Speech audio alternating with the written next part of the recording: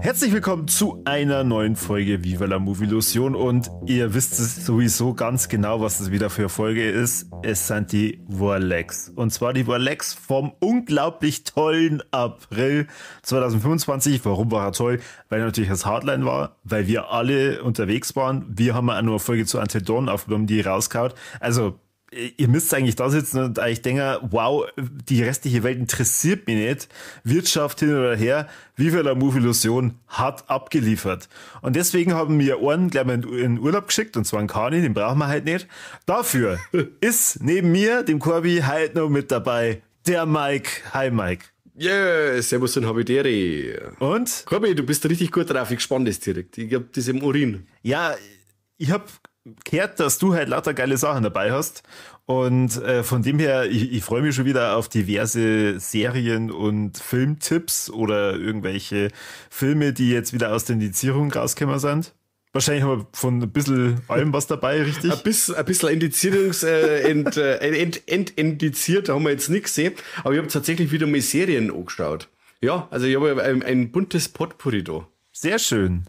Aber wie schaut's aus? Hardline-technisch in der Realität bist du wieder angekommen, gut, oder? Das ist ja das Traurige. Du bist am nächsten Tag wieder in der richtigen Realität und das ist so wie ein Schlag ins Gesicht. Ja, die Realität ist so scheiße. Im Hardline ist wie der Matrix. In der Matrix war es auch, glaube ich, viel schöner wie in der Realität. Tatsächlich habe ich jetzt gestern Nacht vom Hardline geträumt.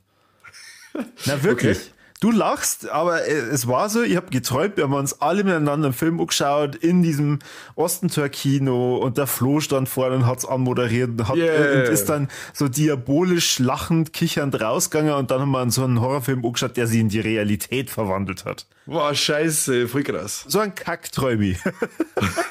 Ja, sehr schön. Naja, dann fang du doch gleich mal an. Was hast du denn dabei als erstes Vorleck oder Beileck? Es ist doppelt gemoppelt, das erste. Es ist in vielerlei Variation Beileck oder ein Vorleck.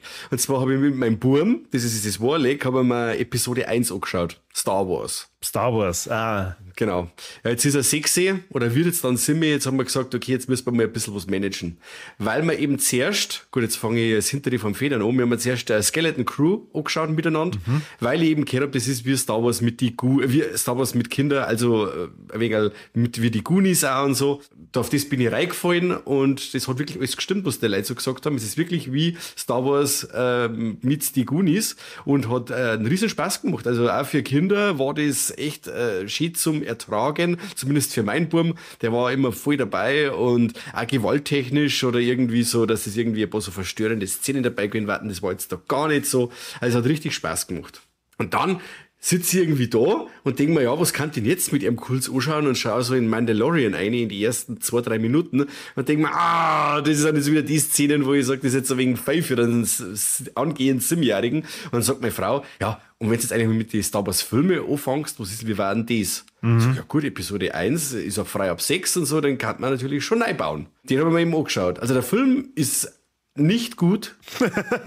Er ist nicht gut. Nein, er ist ultra schlecht. Jar Binks kommt davor. Der wird nie wieder so in Szene gesetzt wie da. Ja, Gott sei Dank. Das war ja ganz schlimm, wenn der öfter oder in mehr Filmen dabei war.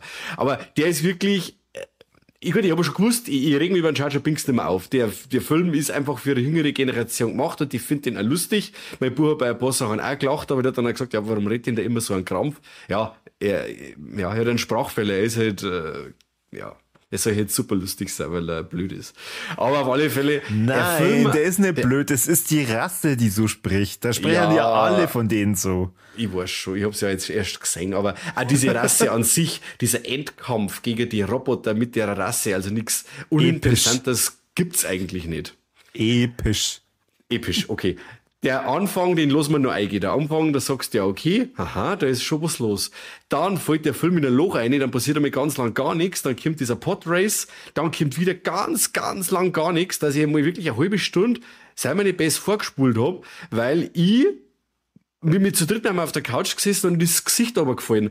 Politik, Kanzler so und so. Da wird wirklich nur noch geredet. Also der Film, der verliert sich so dermaßen in Dialoge und Politik, dass wirklich nicht feierlich ist. Ich weiß nicht, wann du den Film zum letzten Mal gesehen hast, aber der wird dann wirklich Ein halbes Jahr. Okay. Dann weißt du, von was das ich rede. Ja. Und dann in der letzten halben Stunde gibt er dann wieder Gas und dann haben wir auch wieder eingestiegen. Also wirklich diesen Part, wo sie, die Amidala da vor diesem Rad da spricht mit den 1000 verschiedenen Rassen und so, den habe ich leider weggespult. Das hat er überhaupt keinen wirklich interessiert. Und ja, es ist so viel Dialog drinnen, so viel zeigt, dass ich sage, ja, was ist denn los, George Lucas? Was ist los mit dir? Nein, ich glaube für die, wann waren das? Späte 90er oder Anfang 2000er? Ja, in 91 glaube ich oder so. Ich weiß gar nicht. Da war das, glaube ich, schon ein Quantensprung. Und ich glaube, da haben sie die meisten einfach gefreut, boah, geil, mit Star Wars. Endlich geht's weiter, ja. Genau, es geht weiter. Und man sieht jetzt mal den Anfang. Ja. Bis dahin war die ikonische Figur Darth Vader so alleinstehend und auf einmal sieht man diesen Anfang und baut da einen Mythos auf und das ist schon geil. Ja, es sind ein paar, wie gesagt, das mit Anakin, das gebe ich dir recht, weil das ist ganz seltsam, wenn du dann sechst und wie hilfsbereit das er ist und wie gescheit das er ist und so und du hast immer im Kopf und da gebe ich dir recht, also er hat ein paar Momente drin und ein paar Sachen, wo du sagst, ja, das ist cool, das ist für die Lore ist das super und diese Erklärung dazu, aber wie gesagt, das ist so viel Ratscherei da drin, das ist Wahnsinn. Also, der Film ist für Sechsjährige. Was für einen Sechsjährigen interessierten Handelskriege oder Handelsabkommen und Kanzler so und so und bla bla bla. Na. Ich habe Handelskrieg dann immer mit diesem halben Donut, der dann am Ende in die Luft gesprengt wird. Genau. Das habe ich damit immer verbunden. Das ist Handelskrieg. Ja. Ja, und dann ist dieser Darth Maul ist cool, dieser Kampf, die Jedis gegen Darth Maul, auch cool, der Soundtrack dann vom John Williams. Also er hat seine Momente, aber an sich ist der Film nicht gut, aber er hat seine Momente. Und meinem Burm hat er gefallen. Wie gesagt, das Schmerz haben wir weg da. Der hat jetzt eigentlich hauptsächlich die Action-Parts gesehen. Und wie gesagt, das mit der Politik da drin, das hätte er sowieso nicht checkt, sei mir nicht besser. Aber es wird ja dann nicht besser. Also Klonkrieger kannst du ja im Endeffekt erst recht sparen. Ja, ich glaube auch. Also da kannst du direkt auf den Schluss gehen. Ich habe aber auch diesen zweiten Teil, Episode 2, seit dem Kino nicht mehr gesehen. Den habe ich im Kino so beschissen abgespeichert, dass ich den seitdem nicht mehr mir neu gebaut habe. Naja. Vielleicht, also ich weiß jetzt gar nicht, was für Altersfreigabe der hat, ob der ab 6 ist oder ab 12, ich weiß es nicht.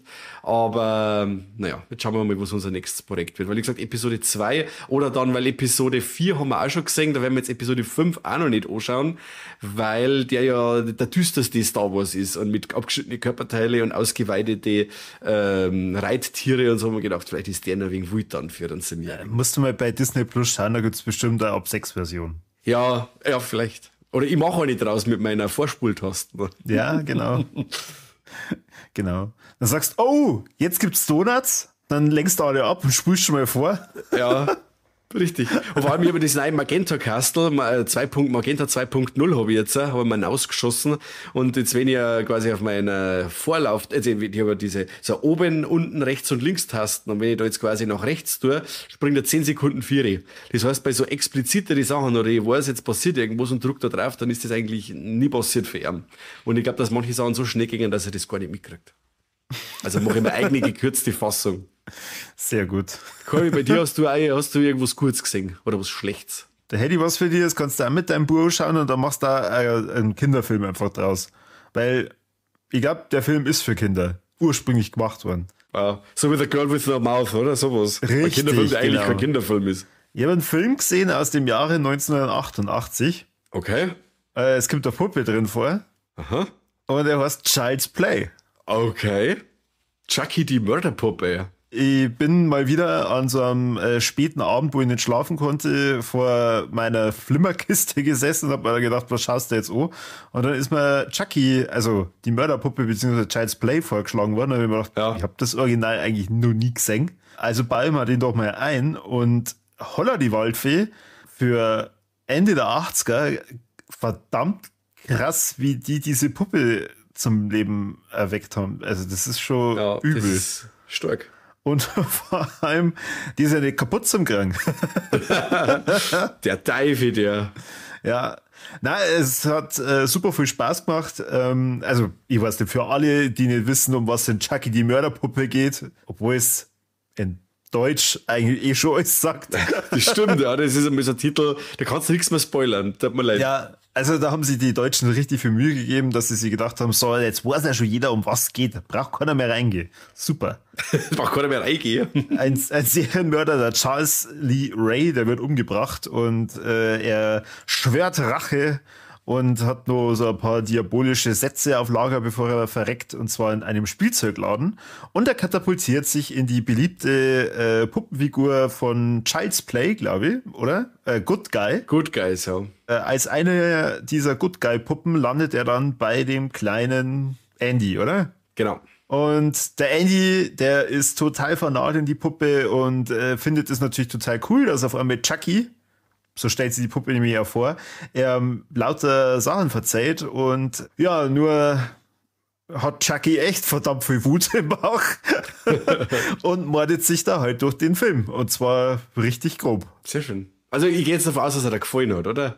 Mir hat er gefallen. Also ich war sehr gut unterhalten. Er ist sehr kurzweilig. Damit habe ich auch nicht gerechnet. Der hat ja bloß 83 Minuten. Außer du sagst jetzt gleich, ah Gott, du hast ja die gekürzte Fassung gesehen. Der dauert normalerweise 150. Nein, aber ich glaube, es gibt nur diese eine mittlerweile. Ich glaube, da gibt es nur die umgeschnitten ab 16 Fassung, meine ist das jetzt. Okay.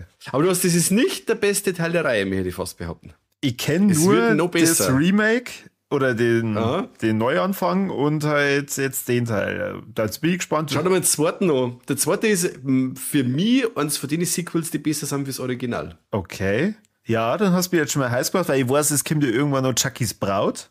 Ja, der war sehr stark. Das ist dann der 4. Teil. Insgesamt gibt es ja, glaube ich, 7. Ja, das kann sein. Ja, auf jeden Fall echt eine große Empfehlung für alle, die sie denken, ja, Filme aus der 80er, das kann ja nichts sein. Doch, und der ist ja sehr gut gealtert.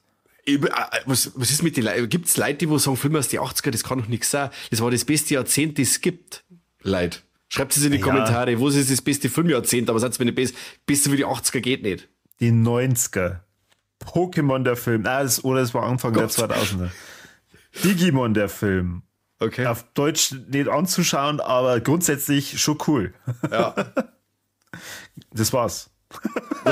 Bestes vom Jahrzehnt der Welt. Ja. Also auf jeden Fall Child's Play vom Tom Holland, wo ich mir dann auch gedacht habe, boah, der Tom Holland hat in seinen jüngsten Jahren schon Filme gemacht, toll. Vor allem 88, glaube da war der nicht mehr geboren, oder? Nein, ich glaube auch nicht. Ja, kann sich jeder mal einbauen. Schon. Und der Tom Holland hat nur einen ganz großen gemacht, und zwar Fright Night. Über den haben wir ja schon mal eine Folge gemacht.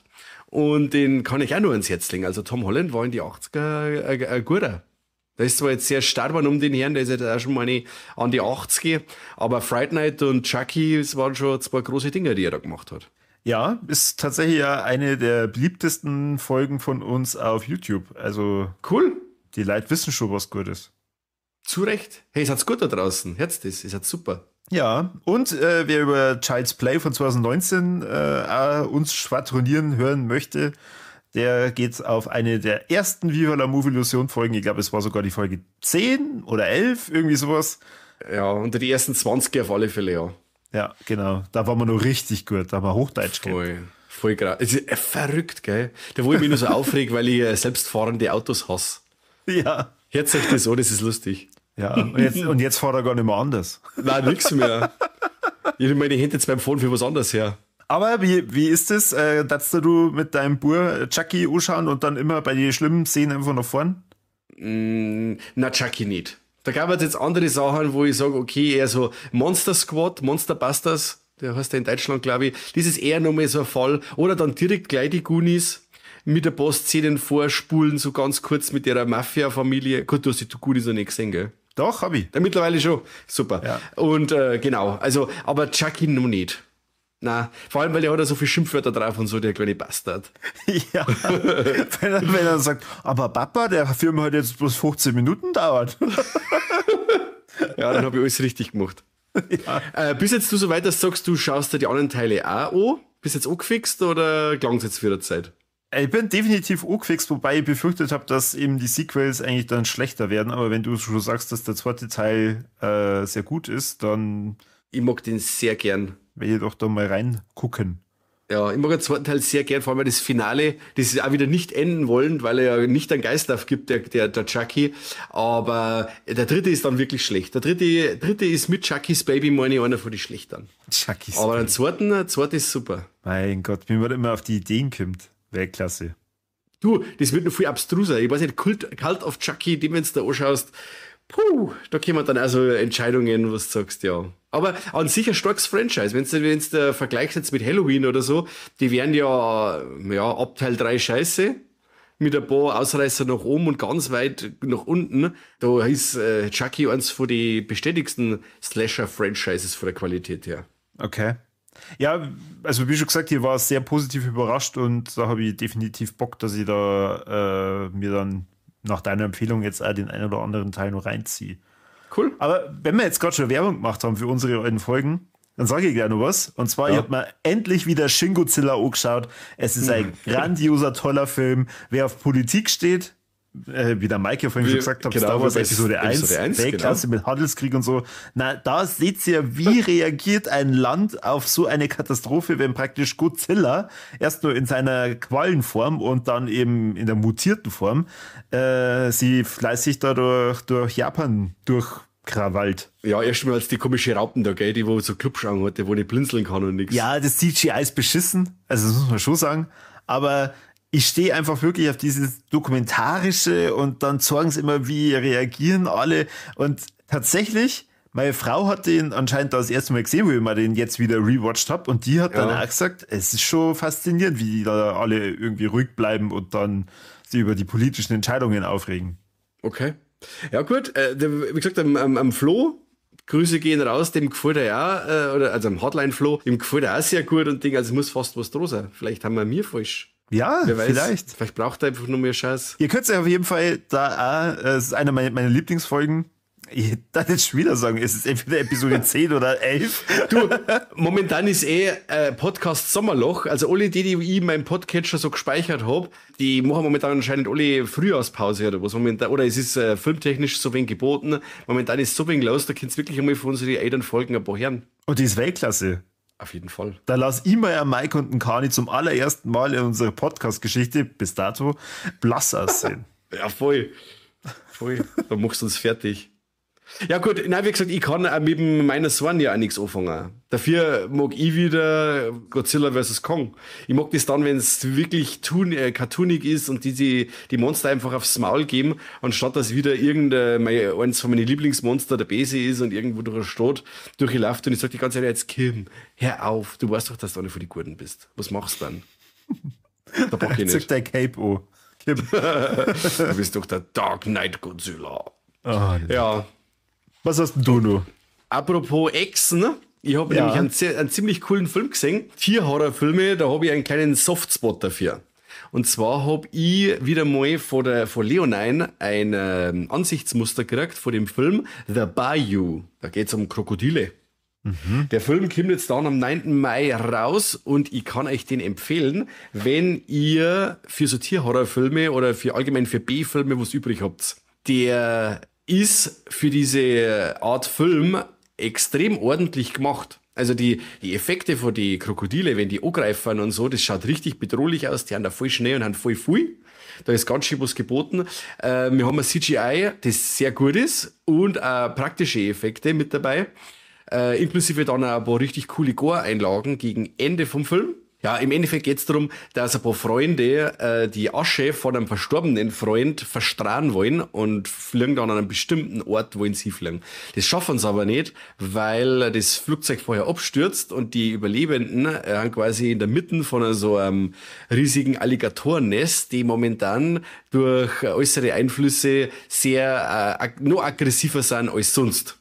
Und die müssen sie dann quasi da durch diesen Bayou, quasi durch diesen Sumpf da durchkämpfen bis zur Zivilisation, weil sie sind am Arsch der Welt. Handys gehen natürlich nicht. Und das Funkgerät vom Flieger ist auch im Arsch. Natürlich. Also haben die ganz schön am Arsch. Genau, also die Darsteller schwanken zwischen sympathisch und ultra nervig, wobei halt die Nervigen ziemlich cool dann auch das Zeitliche segnen und man sagt dann auch, ja, und warum denn nicht? Hast es doch verdient, du Blödmann.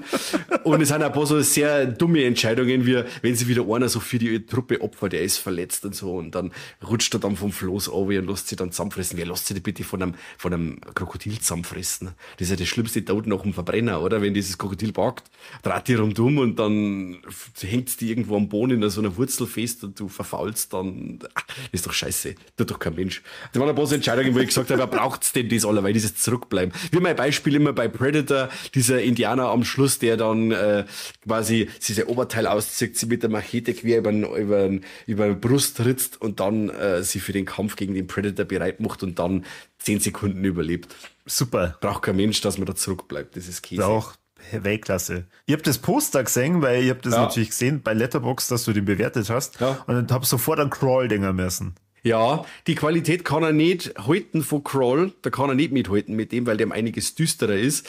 Das Problem von dem Film ist ein bisschen seine TV-Optik, die er hat. Er spielt recht viel am Anfang bei Tag, aber er hat recht schöne Settingwechsel. Er ist oftmals dann, wie gesagt, im Sumpf, dann haben wir wieder mal so eine Hütte, dann haben wir am Schluss so ein altes Fabrikgelände oder so, und der wird kontinuierlich düsterer und grimmiger, der Film, und dann eben, wie gesagt, am Schluss macht er dann auch splattertechnisch mehr her. Ich war dann am Schluss auch wirklich für diese Art, man muss immer sagen, für diese Art Film geht der klar. Da war ich am Schluss auch wirklich ein bisschen begeistert, weil ich gesagt habe, okay, endlich einmal wieder ein Film aus diesem Tierhorror-Sumpf, der wirklich einmal coole Effekte hat und nicht nur Leute mitten am Meer, die wo von Haie gefressen werden, die aus dem C64 programmiert worden sind.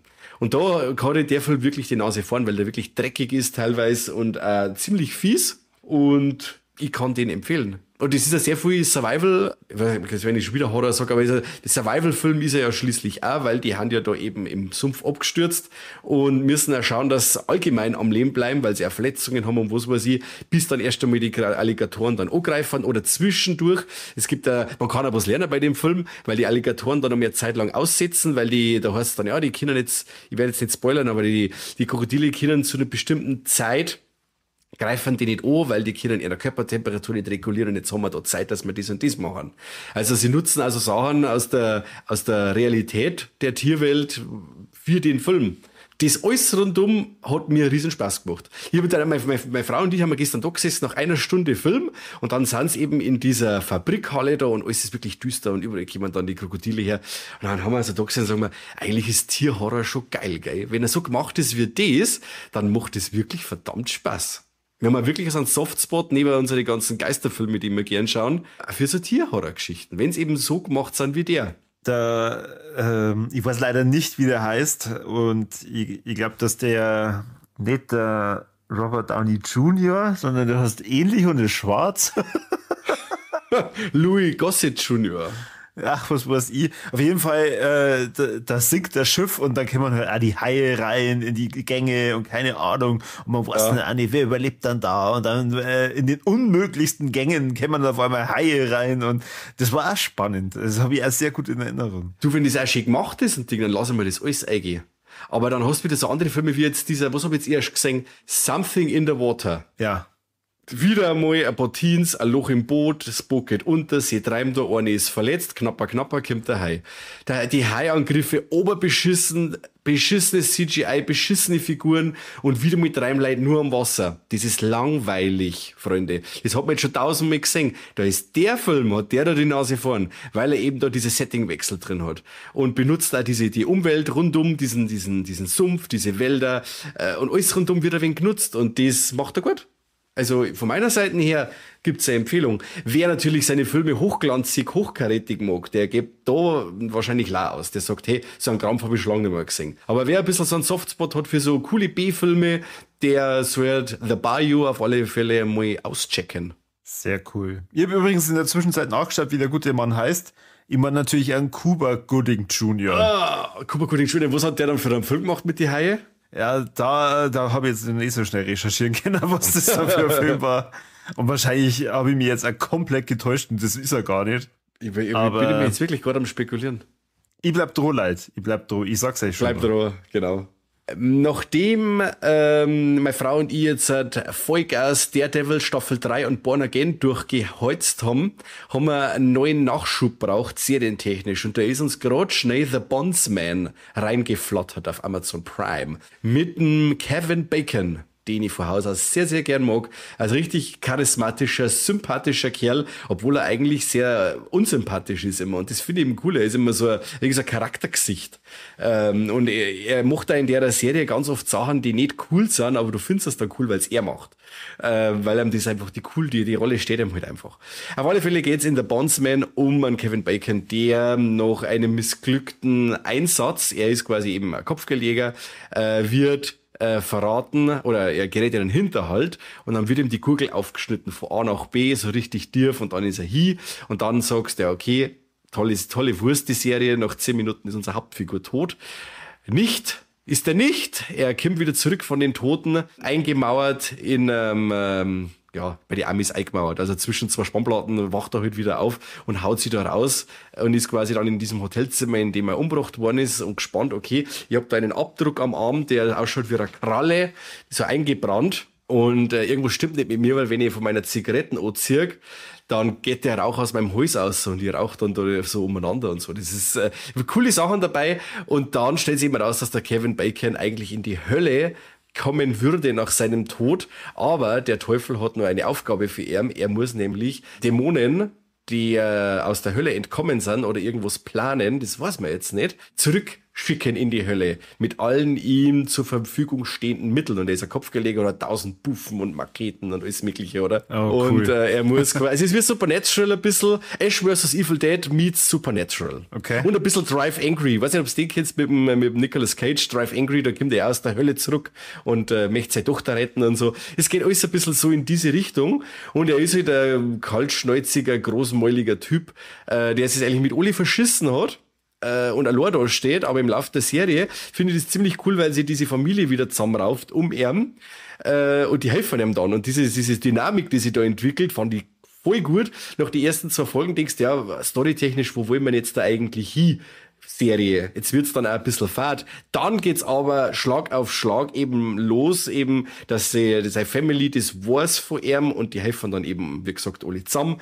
Dann die Dämonen sind cool gemacht, eben wie die in die Menschen reinfahren, wie es dann exekutiert werden, wo's der höhere Zweck hinter dem Ganzen ist. Wir haben dann auch wieder einen Cliffhanger drin. Gerade als Warnung schon mal für die Leute, die da ein Problem haben, beziehungsweise wenn halt die Serie jetzt nicht weitergeführt wird, haben wir halt diesen Drecks-Cliffhanger da. Aber es ist ein cooler Cliffhanger und macht auf jeden Fall Lust auf mehr. Wir haben einen Haufen Blut und Gore, Feuer aus dem Rechner, aber wie gesagt, bei der Art Serie, die so locker flockig unterwegs ist, da lassen wir das eingehen. Es hat ja bei Ash vs. Evil Dead bei der Serie damals auch ein paar so CGI-Einsätze gegeben, die jetzt nicht so überzeugend waren. Aber wie gesagt, da das alles zum Kontext ein bisschen so passt und die ist jetzt nicht wirklich eine bösartige Serie ist, sondern eine richtige, für blutige Unterhaltung sagen soll, ist das alles cool. Also das sind die, glaube ich, jetzt weiß ich nicht mehr genau, 6 Folgen, glaube ich, sind's, mit jeweils einer halben Stunde und die haben leicht weggeschaut. Kevin Bacon, wie gesagt, macht wieder eine tolle Figur und ich kann die Serie eigentlich empfehlen, weil das Spaß macht. Ja, cool. Ja. Kevin Bacon ist ja von Haus aus eigentlich immer schon amüsant, sobald er irgendwo auftaucht. Ja, ich mag den. Also das Gesicht allein schon von dem Typen, ich mag den. Also das ist ein cooler Typ einfach. Also bei Freitag der 13. natürlich, das war seine erste Rolle und so, aber dann die anderen Sachen, die er gemacht hat, da den Stare of Echoes oder so, der passt immer. Oder auch dieser Rachefilm, wird der quasi Death Sentence vom James Wan, da war der auch super. Ja, mehr Liebe für Kevin Bacon. Ja, ich glaube, es gibt niemanden auf der Welt, der irgendwas Gegenteiliges sagt. Meine Frau mag noch nicht. Okay. Also, ja, aber die Serie gefällt dir. Ja, die Serie ist schon cool, aber er ist ein Depp. Ja, ja, okay. Aber sie schaut mit und das passt alles und sie lacht und sie gruselt sie und Ding und dann darf er mir anscheinend einmal unsympathisch sein. Jetzt versuche ich wieder eine Überleitung zu machen. Eine Serie, eine Anime-Serie,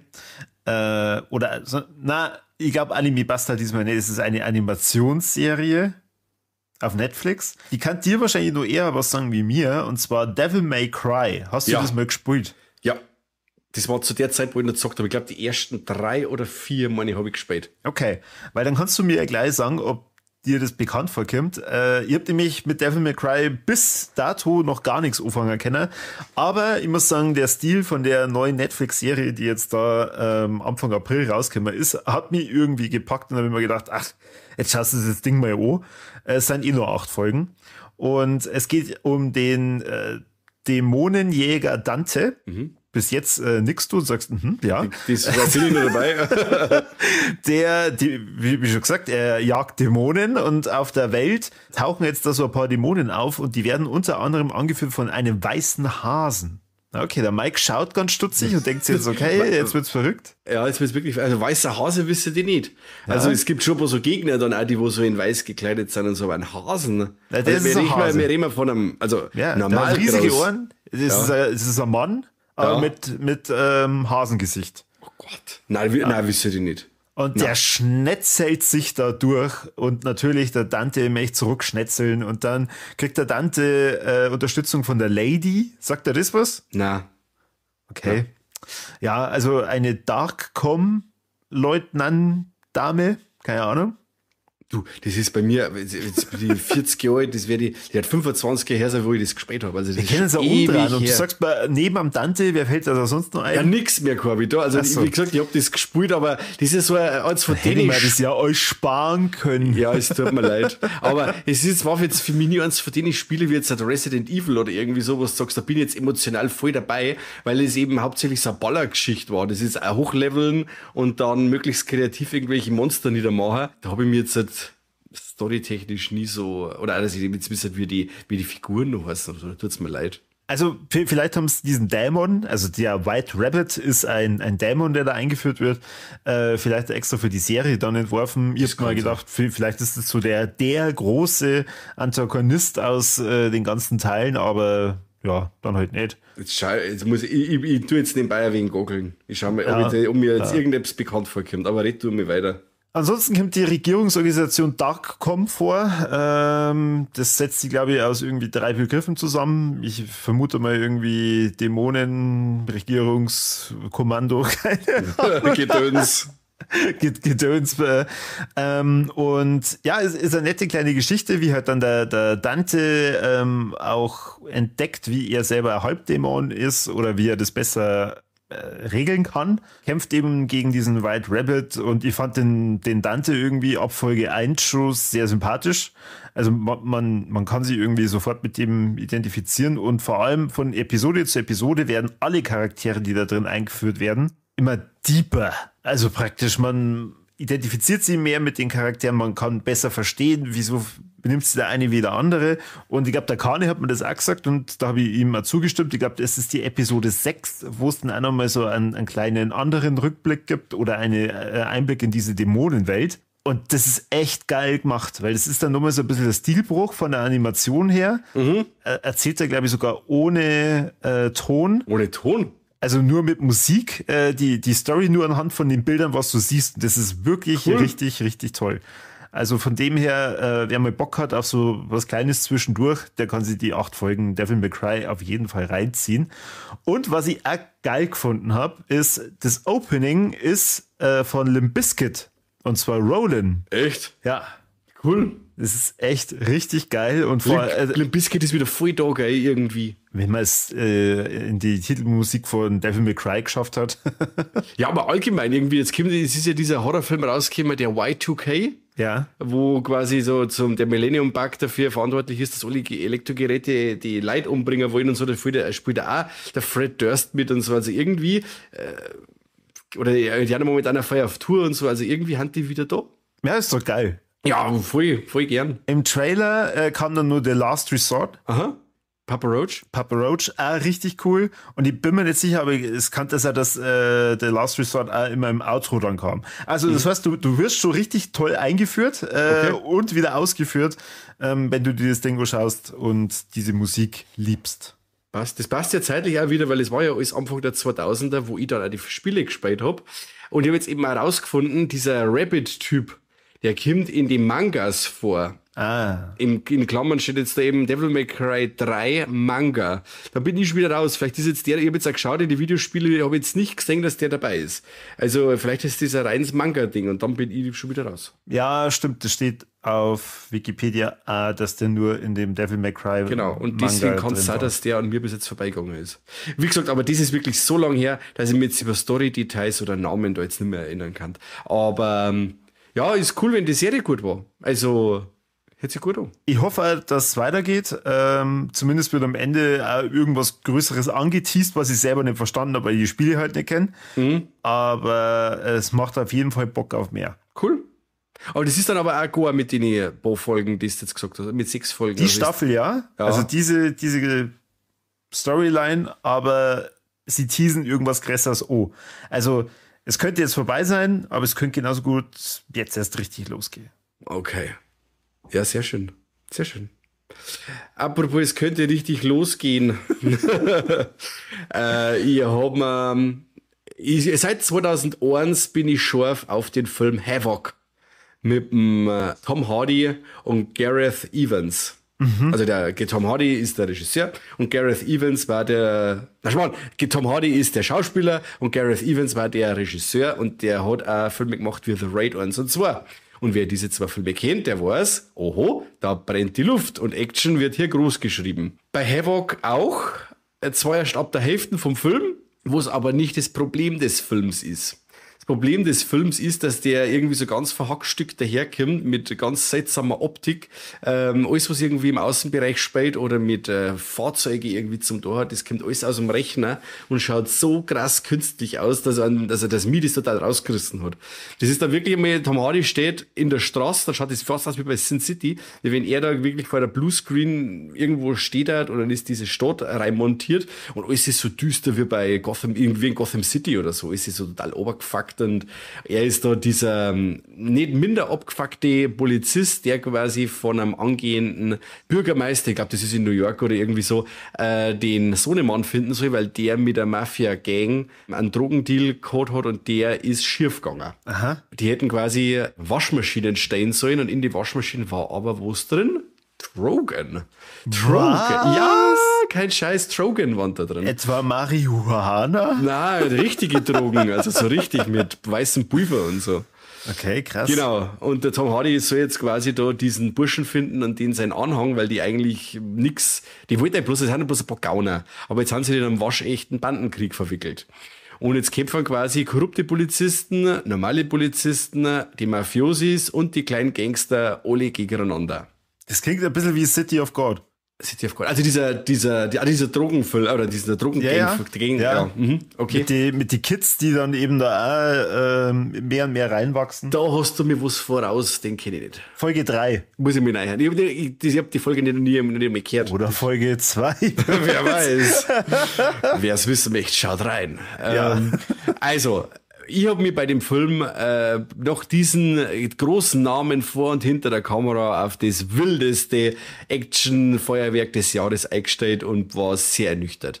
Die Kamera hat Parkinson, zumindest der, wo die Kamera gehalten hat. Also es ist, glaube ich, immer Steadicam, der hat die Kamera quasi in der Hand und es wird immer gelaufen, aber das ist nicht wie wenn ein normaler läuft, sondern so ein dicker, der wo quasi immer so nach links und rechts schwappelt beim Laufen.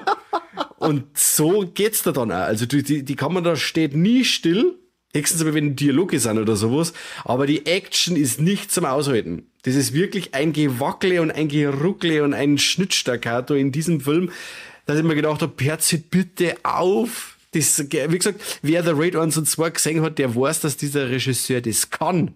Der kann das und das schaut geil aus, so ein Ding. Und einfach nur diese Kamera hingestellt, ohne einen Schnitt und 10 Minuten die Leute sich gegenseitig die Fresse polieren lassen.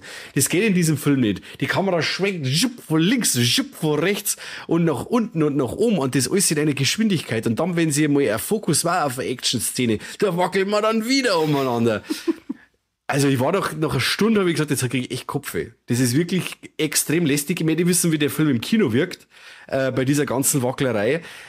So, die Action war ja cool. Handfest, brutal, aber du kriegst nichts mit. Du bist so distanziert von diesem ganzen Geschehen durch diese ganze Wacklerei und dieses CGI-Blut, wo es ja überhaupt nicht geht. in einer derart Film, also ich war irgendwann so raus, dass ich gesagt habe, gut, ich schaue mir jetzt das noch bis zum Schluss an, aber machen tut mit mir der Film nix. Okay. Gar nichts. Der am Schluss hat eine richtig coole Action-Szene dann eigentlich nur so wie bei Evil Dead in so einer Waldhütte und so und dann kämpfen da treffen sich dann alle Parteien in dieser Hütte und dann wird das ganze Interieur zusammengeschossen und alles wird als Waffe hergenommen. Ein richtig cooler Kill mit der Harpune gibt's. Aber es ist alles so short, weil es keinen Impact hat. Nochmal, wer The Raid gesehen hat, wie Action inszeniert wird, die handfest ist, die schmerzhaft ist, die wo Wucht hat, und dann schaust du dieses Ding an, das ist alles so comichaft, überzeichnet. Und dann halt eben durch diese ganze Wackelerei und Ding, wie bei Resident Evil 6.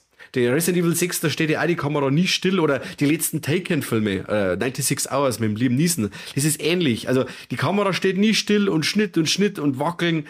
Schrecklich. Es tut mir so leid, ich wollte den Film so gern mengen. Und jetzt ist er so lang in der Produktion irgendwie gewesen, also der ist ja 2001 irgendwie mit Corona, wo das war und Ding, ist da Mordsgeschiss gewesen. 2021, ja. Okay, du hast eins gesagt. Entschuldigung. Wenigstens passt da einer auf schon, ja. Genau, 2021 und der Film ist ja jetzt ewig auch in Produktion gewesen mit Nachdrehs und was weiß ich. Und dann kommt das Ding jetzt raus und ich freue mich so dermaßen und sage zu meiner Frau, hey, heute auf Nacht haben wir voll das Date mit dem Tom Hardy, sitzen wir uns auf Couch und haben uns ein paar Chips rein und schauen wir zu, wie er die Leiter fertig macht. Ja, und dann das. Und dann das. Ich bin enttäuscht gewesen. Was glaubst du, wer von den beiden war derjenige, der es versaut hat? Ja, nicht der Tom Hardy, weil es war kein guter Schauspieler. Und wenn du den engagierst für diese Art Rollen, so den stoischen Typen, der einfach so durchs Beutel wackelt und einmal so grimmig ist und dann einmal sauber zulangen kann, das macht er schon okay. Meiner Meinung nach ist das eine Regisseurgeschichte. Der hat irgendwie, weiß ich nicht, ob das irgendeine Vorgabe war, vielleicht auch von Netflix oder was, es ist eine Netflix-Produktion. Läuft eben auch bei Netflix, also für alle Leute, die sich nach dem, was ich jetzt gesagt habe, das Ding noch anschauen wollen. Ja, ich glaube, dass er entweder tot produziert worden ist oder dass er bestimmte Vorgaben gegeben hat für das Ganze. Okay. Ja, schade. Wirklich schade. Da bestimmt wieder Millionen reingeflossen, da blutet mein Herz. Ja. Und es ist, wie gesagt, in der heutigen Zeit, wo auch dann John Wick oder so. John Wick ist ja, der Post jetzt Szenen in dem Film, wo sie da kämpfen in der Disco. Das möchte jetzt so gern John Wick sein. Aber jetzt habe ich das in John Wick schon gesehen. Stylischer, schneller, was heißt schneller, also von die Kämpfe her irgendwie dynamischer, nicht schneller, dynamischer und nachvollziehbarer. Aber das war wirklich so ein Wirrwarr, dass ich da, ja, ich habe da nicht viel damit anfangen können. Es tut mir leid. Schade. Sehr schade. Und ich habe so lange gewartet jetzt auf diesen Film und dann kommt der und dann haben wir das zeigt er da. Ja, dann tut's mir leid, aber das, was ich gesehen habe, das hat mich sehr begeistert. Okay. Und das kann sich ja jeder übrigens jetzt mittlerweile anschauen. Weiß nicht genau, ob ich das schon mal erwähnt habe, aber ich höre ja ab und zu mal Musik. Aha. Und ich habe eine Lieblingsband oder eine meiner Lieblingsbands heißt Gorillaz. Aha. Hast bestimmt schon mal gehört. Yeah, I'm happy, I'm feeling glad about sunshine. Yeah, richtig. Und das ist ja das erste Album, das ist ja Gorillaz. Und das zweite Album, Demon Days, das ist ja absolute Weltklasse. Da gibt's eigentlich keinen Song, der schlecht ist. Und die Gorillaz, weiß nicht, warum sie das jetzt getan haben jetzt endlich deren Live-Konzert, das sie damals auf DVD rausgebracht gehabt haben, auf YouTube hochgeladen. Aha. Also das kann sich jetzt jeder anschauen, wie die Gorillaz gemeinsam mit den Harlem, weiß nicht, Gospelchor, da die Demon Days Platte live performen. Und wow, also ich bin da gesessen und habe tatsächlich Tränen in den Augen gehabt. Hab die ganze Zeit so mitgewippt mit sämtlichen Beats und hab mir gedacht, das Leben ist einfach schön. Ja, sehr schön. Ja. Hat die das ja so mitgerissen? Ne? Ich habe mir danach dann noch sämtliche andere Konzerte angeschaut, die da auf YouTube drauf haben und denk mal dann jetzt mal, okay, jetzt hast du schon zum 18. Mal der gehört, aber es ist immer noch geil. Okay, ich muss aber sagen, ich wisse, bis auf das Lied, das ich jetzt gesungen habe, oder versucht habe zum Singen. Ja, Feel Good, oder? Hast du doch auch schon mal gehört. Feel Good.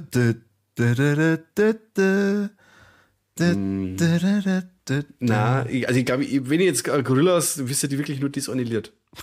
Was? Ja. Kids with Guns, auch nicht. Dirty Harry. Ich nehme das jetzt einfach als Hausaufgabe. Dirty Harry sagt mir jetzt aber was. Und ich müsste halt mir kurz noch mal reinhören. Also, wir sind jetzt wirklich nur das eine Lied. Da hat es auch irgendein cooles Musikvideo gegeben, gell? Mit Zeichentrick und so. Ja. Das sind ja die Gorillas. Das ist ja eigentlich eine fiktive Band. Okay, erzähl. Warum? Wie? Was, echt? Das weißt du gar nicht? Na. Also, die Gorillas, das ist ein Musikprojekt von dem Sänger von Blur, vom Damon Albarn. Und der ist mehr oder weniger der Kopf hinter dem Ganzen. Da gibt es noch mehr Leute, die da mitmachen, so wie der Jamie Hewland oder der Rami Kabaka Jr. Aber der Damon ist schon mit Abstand das Gesicht und der Kopf hinter dem Ganzen. Aha. Die wollten ja eigentlich nach dem zweiten Album dann aufhören. Dann ist irgendwann nur Plastic Beach gekommen und dann war lange gar nichts mehr los. Und seit ein paar Jahren machen die aber jetzt wieder Musik, weil halt Damon, glaube ich, immer wieder langweilig ist. Und der sich dann denkt, ja gut, wenn sonst keiner mit mir spulen möchte, dann mache ich ja wieder mein eigenes Ding. Das ist immer gut, wenn Leute langweilig ist und dann machen sie gute Musik dann. Ja. Und da haben sie halt dann auch Hintergrundgeschichten zu den einzelnen Charakteren von den Bands erschaffen und ich habe das schon immer irgendwie faszinierend gefunden und vor allem, dass eine fiktive Band halt einfach Top-1-Alben rausbringt. Das ist einfach geil. Das war's für Fraktus. Ja, richtig. Und ich habe tatsächlich das erste Mal das Lied, das du ja gesungen hast, ist Clint Eastwood. Ach, das ist Clint Eastwood, okay. Mhm. Und Clint Eastwood war mein erster Berührungspunkt tatsächlich in der Schule im Musikunterricht, weil wir da verschiedene Musikvideos besprochen haben. Und da war unter anderem Clint Eastwood von den Gorillaz dabei. Okay. Und seitdem war ich verliebt. Aber das ist nicht von Korn, das Freak on a Leash besprochen habt, das ich dir damals gegeben, weil das ist ja das Musikvideo gewesen. Da war da nur Fanta 4. Aha. Irgendwie Tag am Strand oder so, gibt's da sowas? Keine Ahnung. Schreibt es in die Kommentare. Da bin ich raus. Und dann noch irgendwas Uralts, wahrscheinlich von Queen oder so. Und dann haben wir eben besprochen, wie so die einzelnen Unterschiede zu den Musikvideos sind. Und ich habe mir dann die ganze Zeit gedacht, was Unterschiede? Mit Abstand das Beste bei Clint Eastwood, weil das cool war. Nein, das ist, wie gesagt, ich habe das dann wahrscheinlich, also hast du das Clint Eastwood ja kennengelernt, da war es schon ein alter Hut im Endeffekt, oder? Da war das nicht mehr in die Charts oder so. Oder schon? 2001. Da warst du nur ein Mini-Corby. Mini-Corby. Ja, da war ich 9. Ja, da hast du, glaube ich, sowas nicht aktiv Ist man mit 9 schon auf der Realschule? Wow. Da fragst du Nein, den, nicht, nie auf der oder? Realschule war. Okay, gut. Na, ja, stimmt, da war das dann schon ein alter Hut, ja. Wahrscheinlich habe ich das erst 2-3 Jahre später. Ja, und ich habe das mitgekriegt, gelernt. wo es aktuell war, und dann war es aber dann irgendwie bei mir gar. Also, ich habe das nur dann, eben wie gesagt, auf MTV oder VH1 oder wie der ganze Mist geheißen hat, nur Musikvideos am laufenden Band aufgenommen und dann geschaut, ob mir halt möglichst viele Metal-Videos dabei sind. Und dann war halt hin und wieder da diese Gorillaz dabei. Aber Clint Eastwood war schon cool, oder? Ja, ist eine gute Nummer. Ja. Aber ich wisst halt jetzt nichts anderes. Ich wisst halt kein anderes Lied. Ja, von ich schicke dir später ein paar Links. Schick ein paar Links. Mindestens der und Feel Good hast du schon mal gehört. Gut. Ja, da bin ich mir ziemlich sicher.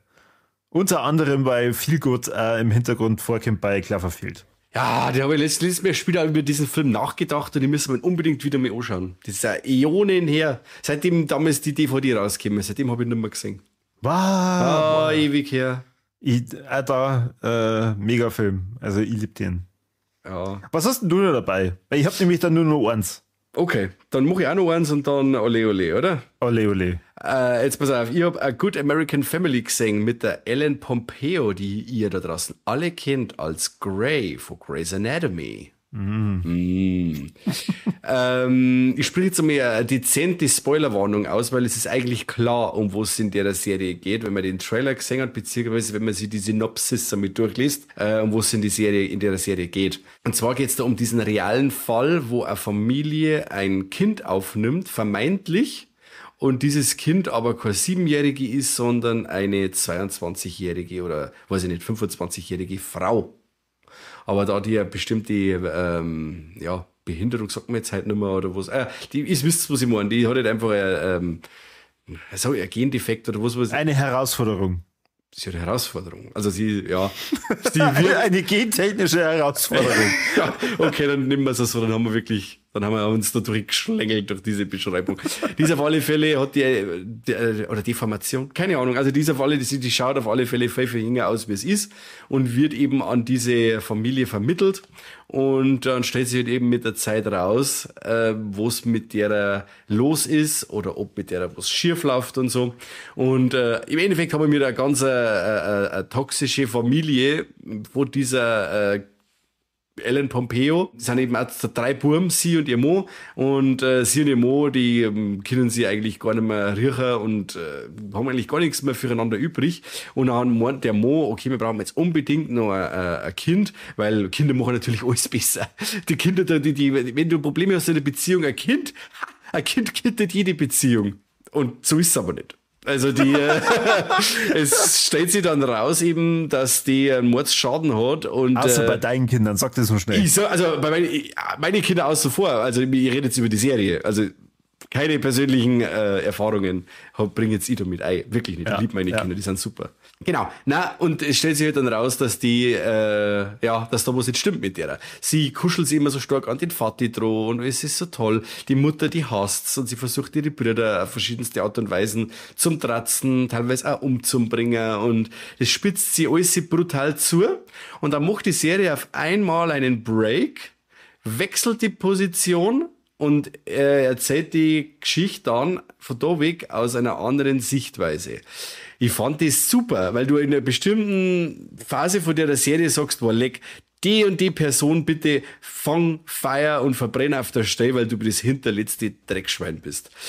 Dann, wenn du schon so weit bist, dass du jede Figur oder dieser Person den Tod wünscht, kommt eben dieser Twist und du sagst das und dann sagst du, ja, okay, das ist jetzt eigentlich alles wieder komplett anders, wie ich das jetzt eigentlich da vermutet habe oder wie es jetzt bis jetzt ausgeschaut hat. Also die Serie ist wirklich raffiniert gemacht, spielt auch ein wenig so mit den Erwartungen. Es ist ja sehr cool, es wird auch mal ein Ding zum Beispiel, gibt es eine kleine Anspielung an Orphan, das Waisenkind. Der hat ja im Endeffekt dieselbe Story, den Film kennst, oder? Ja. Orphan, das Waisenkind. Und da heißt sie dann, erzählt dann die Ellen Pompeo ihrer besten Freundin, dass sie da das Mädel da adoptiert haben und so. Hey, das hört sich ja so an wie in diesem Horrorfilm, der Orphan, das Waisenkind. Ja, voll der Horrorfilm und so, aber dieser Horror ist jetzt mein Leben und so. Dann sagst du, ja, okay, ich hab's alle diesen Film gesehen. Passt. Also das ist quasi ein wenig Meta, das Ganze. Hab ich lachen müssen. Wir haben jetzt nur eine Folge zum Schauen. Und das kommt auch, wie ist jetzt mein Beileg, diese Serienpolitik momentan mit dieser eine Folge pro Woche, fickt euch ins Knie mit dem Scheißdreck. Ich habe jetzt echt gemeint, ich habe angefangen mit der Serie, sage ich, okay, 6 Folgen. Ich sehe diesen Banner der Serie schon gefühlt seit einer Ewigkeit. Ich gehe davon aus, die ist durchgelaufen. Dann fange ich diese Serie an, durchzuschauen und der hat wirklich Suchtpotenzial, weil sie sich wirklich steigert und die neugierig macht. Und spätestens ab diesem Twist möchtest du sowieso nur noch wissen, oh leck, scheiße, wie geht's jetzt aus? Dann kommt Folge 7. Die letzte Folge, die wir mir noch haben. Dann schaust du diese Folge an und es ist wieder kein Schluss. Und du schaust, wow, fuck, Kruzifix, wir müssen jetzt eine Woche warten, bis jetzt das durch ist, bis jetzt noch mehr Folge reinkommt. Ich werde nicht wissen, wie viele Serien, das ich in der letzten Zeit oder die letzten 2 Jahre angefangen habe, denke mir, wow, leck, das waren jetzt so und so viele Folgen, voll der scheiß Schluss und habe einfach vergessen, weiter zum Schauen, weil ich mir gedacht habe, die Serie ist durch. Also echt, diese Politik momentan, warum schieße ich nicht den Mist einfach aus und jeder kann sich selber anschauen, wie er meint. Aber eine Folge in der Woche, das ist doch ein Witz, Freunde. Das ist doch echt ein Witz. Und gibt's so nicht mit, ja, das war früher im Fernsehen auch so. Ja, früher hat es ja einmal geheißen, war alles besser. Ja, was ist? Nein, warum müssen wir jetzt wieder zu diesem Serienkonzept mit eine Folge pro Woche? Warum? Ich muss sagen, bei House of the Dragon, beziehungsweise davor bei Game of Thrones, habe ich es irgendwie geil gefunden. Okay. Oder auch bei Breaking Bad. Da war das auch so, boah, die lassen die da wieder so eiskalt liegen nach einer Folge und du fieberst schon hin, wo führt das hin? Ja. Also, was passiert als nächstes? Und das ist richtig geil. Aber ja, bei bestimmten anderen Serien, da pisst mir das auch total an. Ich weiß jetzt nicht, wie lange dauert da jetzt eure Episode? Ja, zwischen 3/4 Stunde und 1 Stunde. Okay. Also, das heißt, prinzipiell für manche Leute, die es unter der Woche schauen, eine gute Zeit, um danach ins Bett zu gehen. Zum Beispiel. Ja.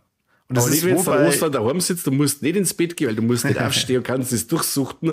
Und dann meinst du bist fertig. Also ich habe mir dann gedacht, der Sim-Folgen, okay, hey, die hat's mir jetzt schnell durch und dann dieser Mist schon wieder. Das nervt mich. Das nervt mich echt zu Tode. wo ist es bei Disney Plus? Disney Plus ist das drin.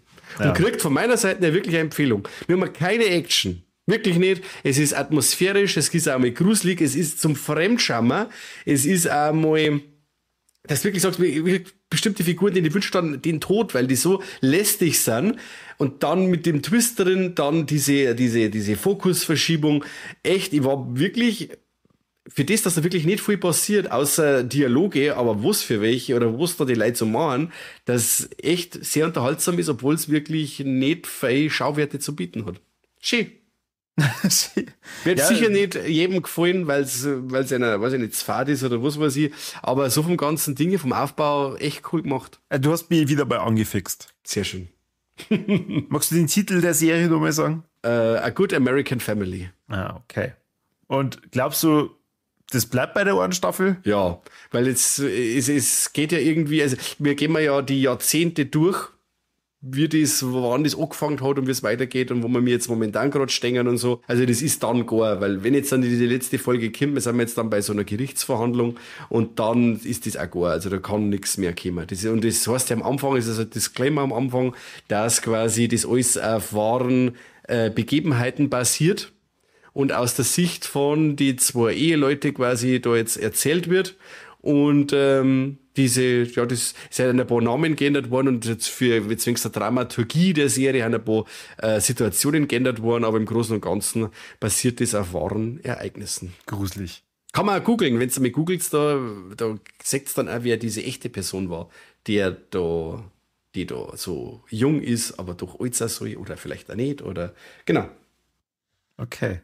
Ja, ich bin angefixt. Hast du gut Bin ich gemacht. gespannt. Bin ich gespannt, was du sagst. Hast du momentan noch irgendwie eine andere Serie reingeschaut, die bei Netflix vor ein paar Wochen angelaufen ist? Netflix habe ich schon ewig nicht mehr reingeschaut seit Havoc. Da gebe ich dir jetzt einen Grund, Gut? dass du wieder reinschaust. Hast du schon mal die Serie Black Mirror gehört? Ja, habe ich gehört. Ja. 7. Staffel ist jetzt draußen, meine Freunde. Aber klammheimlich, oder? Ja, sie haben es Anfang des Jahres schon angekündigt, dass die 7. Staffel rauskommt. Okay. Wir haben ja bisher auch nur die erste Folge gesehen, also deswegen, ich kann euch jetzt nur sagen, es fängt schon wieder so an, dass ich und meine Frau nach der Folge schweigend da sitzen und uns denken, fuck ey, und Jessie hat dann zu mir gesagt, Gott, das fängt jetzt schon wieder so gut an. Hört sich stark an. Ich sag ganz kurz ein bisschen was zu der ersten Folge. Die erste Folge heißt Common People, beziehungsweise gewöhnliche People. Ja. Leute, genau. Ja, People. Ja. People halt. Und es spurt mit die Rashida Jones. Die kennen wir aus The Office und aus Parks and Recreation. Dann kann sie nicht kennen quasi. Ja, es sind jetzt nur lauter lustige Schauspieler, die kennst du alle nicht. Okay.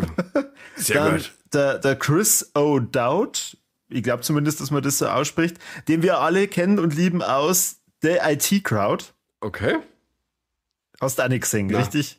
Mein Gott. Ah, Corby, ich muss aber gute Filme anschauen. Hat aber auch in dem Netflix Cloverfield Film mitgespielt. Paradox. Genau, das ist der Typ, der seine Hand dann irgendwann einmal verliert. Ah, das war gut, das war die beste Stelle vom Film. Ja.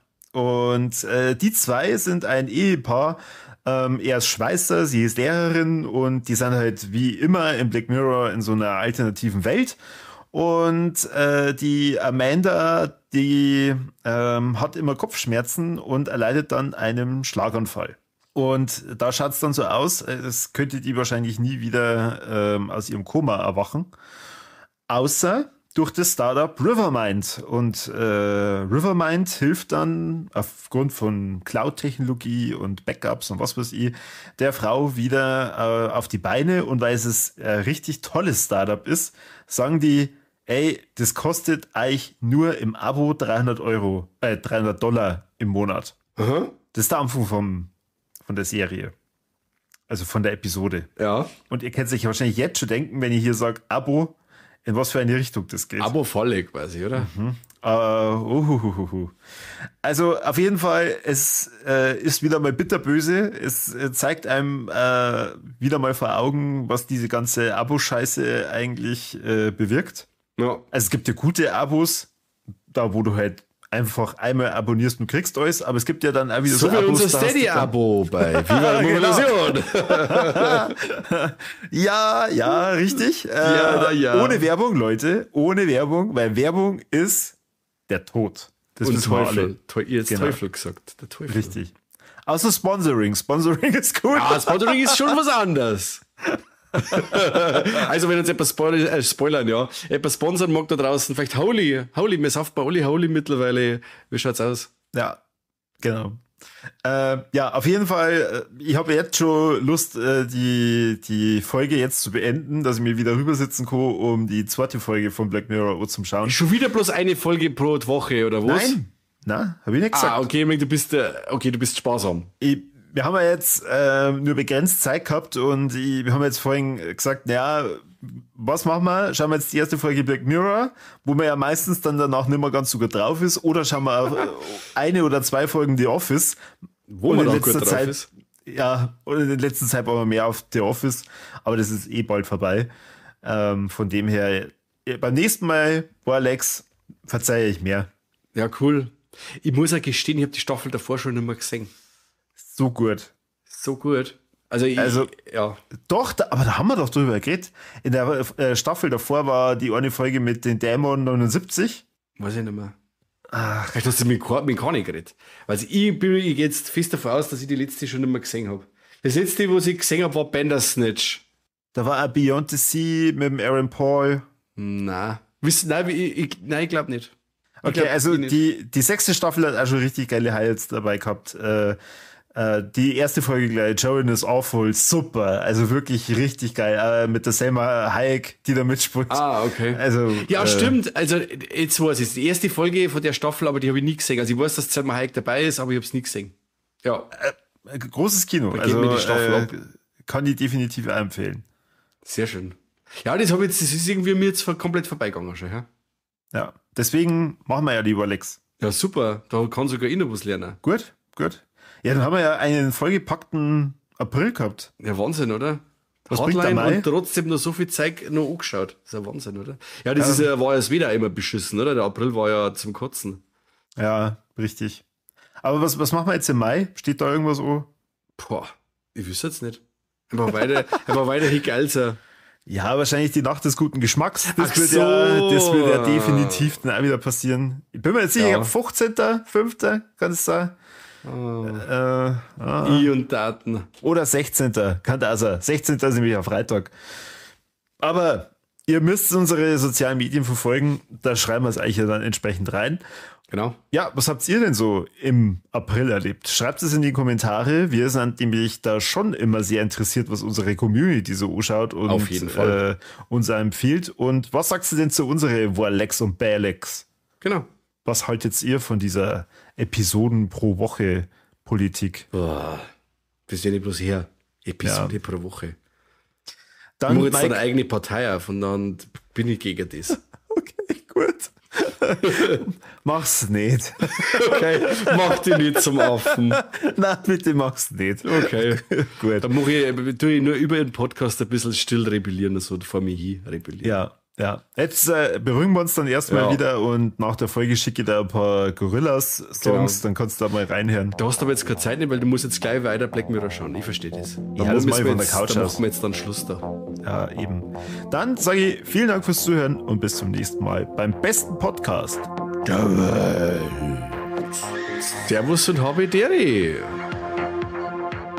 Es klingt wieder Anfang. Ja, Servus, Servus Marvin. und habe Deri. Bis dann. Ciao. Servus.